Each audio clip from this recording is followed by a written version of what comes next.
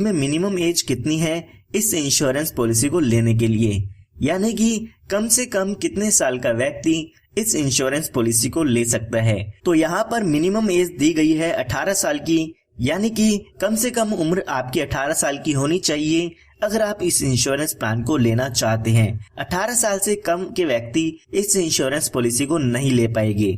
यहाँ से एक बात पता चलती है कि आप इस पॉलिसी को अपनी बच्ची के नाम पर नहीं ले पाएंगे, क्योंकि कम से कम उम्र 18 साल की होनी चाहिए और आपको ये पॉलिसी अपने नाम पर लेनी होगी अगर आप इस पॉलिसी के बेनिफिट आपकी बच्ची को देना चाहते हैं। यहाँ पर जरूरी नहीं है कि आप मैरिड हो या अनमैरिड हो, कोई भी व्यक्ति जो 18 साल से ज्यादा का है वो इस इंश्योरेंस पॉलिसी को ले सकते हैं। उसके बाद हम बात करते हैं मैक्सिमम एज की, यानी कि ज्यादा से ज्यादा कितनी उम्र के व्यक्ति इस इंश्योरेंस पॉलिसी को ले सकते हैं।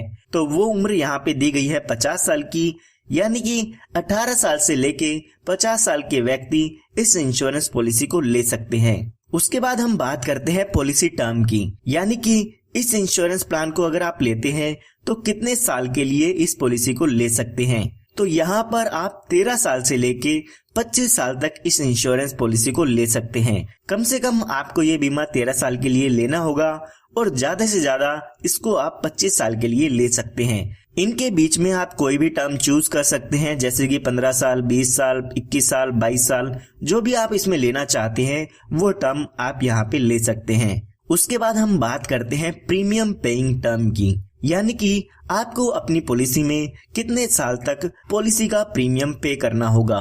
तो यहाँ पर मैं आपको बताना चाहूंगा कि इसमें आपको 3 साल की छूट मिल जाती है, यानी कि जितने साल की भी आप पॉलिसी टर्म लेते हैं उससे 3 साल कम आपको आपकी पॉलिसी का प्रीमियम पे करना होता है।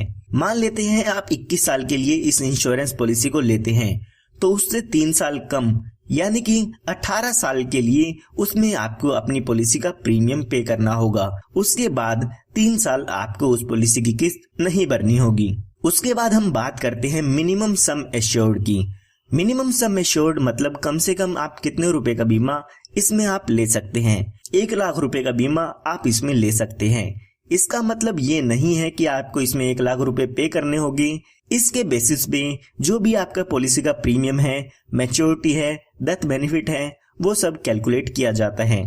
उसके बाद हम बात करते हैं मैक्सिमम सम एश्योर्ड की, यानी कि ज्यादा से ज्यादा बीमा आप इसमें कितने रुपए का ले सकते हैं। तो यहाँ पर इसके लिए कोई भी लिमिट नहीं दी गई है। ये आपकी इनकम पे डिपेंड करता है कि आपकी इनकम प्रूफ के अकॉर्डिंग LIC आपको ज्यादा से ज्यादा बीमा इसमें कितने रुपए का देती है।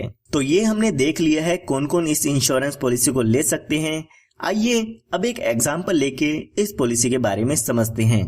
तो यहाँ पर एग्जांपल समझने के लिए हम मान लेते हैं कि जो आपकी उम्र है वो 30 साल की है और उसके बाद आप इस इंश्योरेंस प्लान को 21 साल के लिए लेना चाहते हैं, यानी कि जो हमारी पॉलिसी टर्म होगी वो 21 साल वाली आप इसमें ले लेते हैं।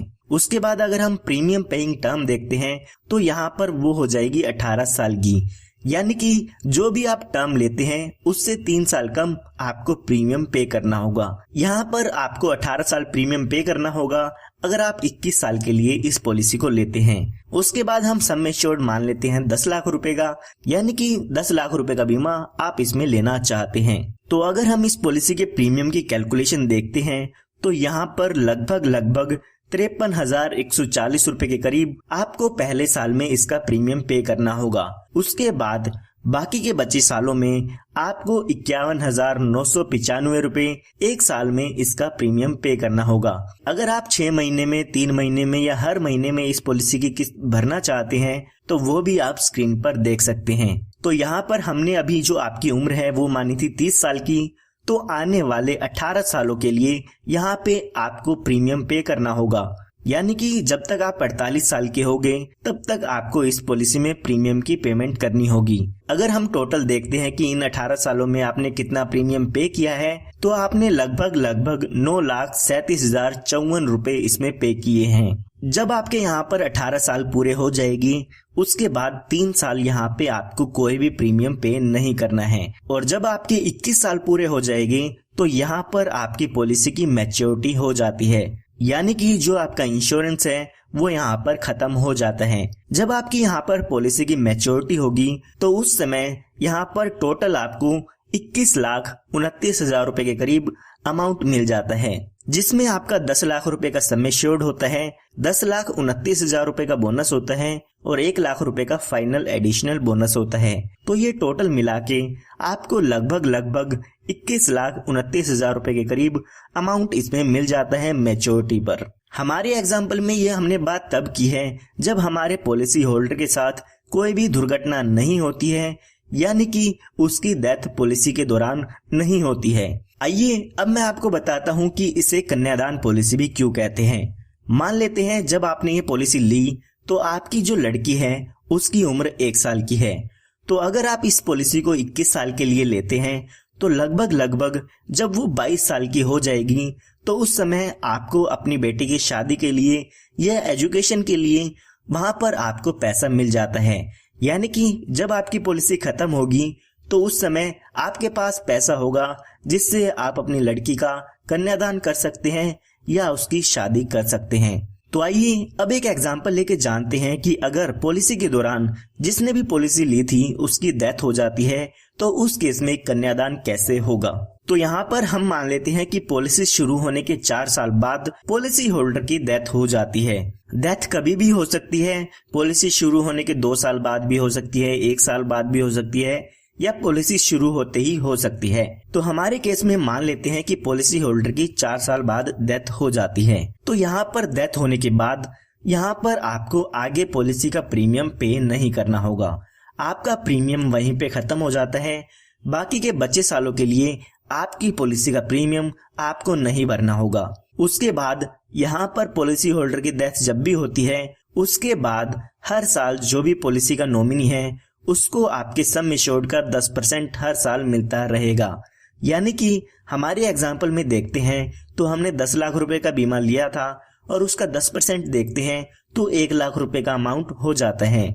तो जो भी पॉलिसी का नॉमिनी होगा उसको 1 लाख हर साल मिलते रहेगी और ये अमाउंट तब तक मिलेगा जब तक आपकी पॉलिसी की मैच्योरिटी होगी। यानी कि हमारे केस में देखते हैं तो 4 साल बाद डेथ होती है तो बाकी के बचे 17 साल हमें 1 लाख रुपए मिलता रहेगा, जो कि 17 लाख रुपए हो जाते हैं। 17 साल आपको 1 लाख रुपए मिलता रहेगा तो 17 लाख रुपए का अमाउंट यहाँ पर ये आपके पास हो जाता है।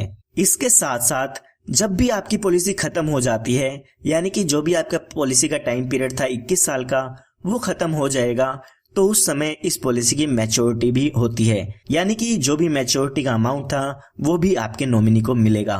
तो यहाँ पर मैच्योरिटी पर सम एश्योर्ड का 110% मिलता है, जो कि हुआ 11 लाख रुपए। इसके साथ साथ बोनस मिलेगा 10,29,000 रुपए का और 1 लाख रुपए का फाइनल एडिशनल बोनस मिलता है। तो यहाँ पर मैच्योरिटी के समय 22,29,000 रुपए मिलेंगे अगर डेथ का केस है। तो यहाँ पर अगर डेथ के टाइम पर मैच्योरिटी होती है तो उस समय 22,29,000 रुपए यहाँ पर मैच्योरिटी पर मिलते हैं। हर साल आपको 1 लाख रुपए तो मिलेगा ही मिलेगा। जितने साल भी आपकी पॉलिसी के बचे हैं उतने साल तक आपको हर साल पैसा मिलेगा। साथ ही साथ इस पॉलिसी में मैच्योरिटी भी होती है। तो यहाँ पर अगर आप अपनी बच्चे के कन्यादान के लिए इस पॉलिसी को लेना चाहते हैं तो यहाँ पर आप देख सकते हैं कि अगर आपकी पॉलिसी के दौरान डेथ भी हो जाती है तो आपकी बच्चे के लालन पालन के लिए भी यहाँ पे पैसे मिलते रहेंगे।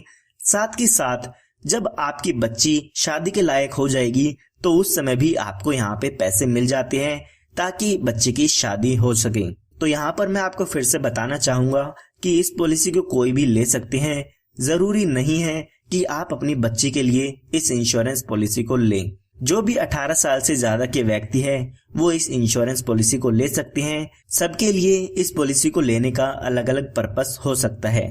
उसके बाद यहाँ पर मैं आपको कुछ सजेशन देना चाहूंगा। इस पॉलिसी में आपको कुछ एडिशनल बेनिफिट भी मिल जाते हैं जिसके लिए आपको कुछ एक्स्ट्रा प्रीमियम पे करना होता है। तो यहाँ पर उन बेनिफिट्स को आप अपनी पॉलिसी में ले सकते हैं।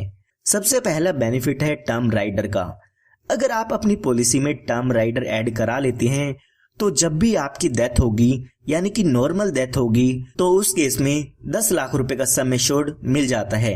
अगर हम अपने एग्जाम्पल में देखते हैं तो यहाँ पे हमने देखा था कि 4 साल बाद पॉलिसी होल्डर की डेथ हो जाती है। तो अगर आपने पॉलिसी में टर्म राइडर लिया है तो जब भी डेथ होगी तो यहाँ पर 10 लाख रुपए का अमाउंट मिल जाएगा, जो कि आपका सम एश्योर्ड होता है। यानी कि जो आपको बेनिफिट मैंने आपको बताए हैं वो तो मिलेंगे ही मिलेंगे, साथ के साथ जब भी नॉर्मल डेथ होती है उस केस में 10 लाख रुपए का अमाउंट और आपको मिल जाता है। इसी तरह से यहाँ पे दूसरा बेनिफिट जो आप ऐड करा सकते हैं वो है एक्सीडेंटल बेनिफिट राइडर का। यानी कि अगर पॉलिसी होल्डर की डेथ एक्सीडेंट से कारण होती है तो इसका फायदा आपको मिलता है। यहाँ पर अगर पॉलिसी होल्डर की डेथ एक्सीडेंट के कारण होती है तो जैसे कि मैंने आपको बताया, जो आपको बेनिफिट मिलने थे वो तो मिलेंगे ही मिलेंगे, साथ के साथ 10 लाख रुपए आपको एक्सीडेंटल बेनिफिट राइडर के भी मिलते हैं। यानी कि हम टोटल इस पॉलिसी के बेनिफिट देखें तो यहाँ पर अगर एक्सीडेंटल डेथ होती है और आपने एक्सीडेंटल बेनिफिट राइडर भी ले रखा है और यहाँ पे टर्म राइडर भी ले रखा है, तो डेथ के केस में यहाँ पर आपको 20 लाख रुपए मिल जाएंगे, साथ के साथ हर साल 1 लाख रुपए मिलेगा। और जब आपकी पॉलिसी की मैच्योरिटी हो जाएगी, यानी कि जब आपकी पॉलिसी खत्म हो जाएगी, तो उस समय 22,29,000 रुपए का अमाउंट भी मिल जाता है। ये जो मैंने आपको 2 बेनिफिट बताए हैं वो आप अपनी पॉलिसी में ऐड कराना चाहते हैं तो ऐड करा सकते हैं। इसके लिए आपको कुछ एक्स्ट्रा प्रीमियम देना होगा। अगर आप इन दोनों बेनिफिट को ऐड करा के प्रीमियम जानना चाहते हैं कितना होगा तो वो भी आप स्क्रीन पर देख सकते हैं। LIC ने यहाँ पर आपको एक बेनिफिट और दिया है। LIC कहती है कि जो भी आपका मैच्योरिटी का अमाउंट है या आपको जो भी डेथ बेनिफिट का अमाउंट मिलना होता है उसको आप हमसे इंस्टॉलमेंट पे भी ले सकते हैं। 5, 10 या 15 साल की आप इंस्टॉलमेंट उनसे बनवा सकते हैं। जो भी आप इंस्टॉलमेंट बनवाते हैं उस पर LIC आपको इंटरेस्ट भी देती है। इसके लिए LIC आपको ऑप्शन देती है, पॉलिसी के दौरान आपको बताना होगा LIC को कि पॉलिसी खत्म होने पर आप इस पैसे को एक साथ लेना चाहते हैं या आप इंस्टॉलमेंट में लेना चाहते हैं। जैसा भी आप कहते हैं उस तरीके से LIC आपको आपके पैसे को आपको दे देती है। उसके बाद बात करते हैं अदर बेनिफिट्स की, यानी कि इस पॉलिसी में आपको और कौन कौन से बेनिफिट मिल जाते हैं। सबसे पहले यहाँ पर आपको कुछ एडिशनल राइडर मिल जाते हैं, यानी कि कुछ एडिशनल बेनिफिट आपको इसमें मिल जाते हैं जिसके लिए आपको कुछ एक्स्ट्रा प्रीमियम पे करना होगा। तो यहाँ पर आप एक्सीडेंटल डेथ बेनिफिट राइडर ले सकते हैं। उसके बाद आप accidental benefit rider, term rider या क्रिटिकल इलनेस राइडर, ये सब आप अपनी पॉलिसी पर एक्स्ट्रा प्रीमियम दे के ले सकते हैं। उसके बाद आपको इस पॉलिसी में लोन की सुविधा मिल जाती है। पॉलिसी शुरू होने के 2 साल बाद आप अपनी पॉलिसी पर लोन ले सकते हैं। उसके बाद अगर आप अपनी पॉलिसी को सरेंडर कराना चाहते हैं तो पॉलिसी शुरू होने के 2 साल बाद आप अपनी पॉलिसी को सरेंडर करा सकते हैं। उस समय जो भी आपकी पॉलिसी की सरेंडर वैल्यू होती है वो LIC आपको दे देती है। जो भी आप लोन लेंगे उसका इंटरेस्ट यहाँ पे आपको पे करना होता है और आपकी जो पॉलिसी है वो भी चलती रहेगी। लेकिन अगर आपकी पॉलिसी अगर आप सरेंडर कर देते हैं तो आपकी पॉलिसी बंद हो जाती है। उसके बाद हम बात करते हैं मोड ऑफ पेमेंट की। तो LIC यहाँ पर 4 पेमेंट के मोड देती है। आप 4 में से कोई भी ऑप्शन ले सकते हैं। अगर आप साल में किस्त भरना चाहते हैं तो 1 साल में भर सकते हैं, 6 महीने में भरना चाहे तो वो भी ले सकते हैं, या आप 3 महीने या हर महीने में भी अपनी पॉलिसी की किस्त भर सकते हैं। उसके बाद यहाँ पे आपको ग्रेस टाइम पीरियड मिलता है, यानी कि आपको कुछ एक्स्ट्रा दिन दिए जाते हैं जिसमें आप अपनी पॉलिसी की किस्त भर सकते हैं। उसके लिए यहाँ पे आपसे कोई भी लेट फीस नहीं ली जाएगी। तो यहाँ पर अगर आपने मंथली पेमेंट मोड लिया है तो यहाँ पर आपको 15 दिन एक्स्ट्रा दिए जाते हैं ड्यू डेट से, कि आप ड्यू डेट के बाद 15 दिन के अंदर अंदर बिना किसी लेट फीस के अपनी पॉलिसी प्रीमियम की पेमेंट कर सकते हैं।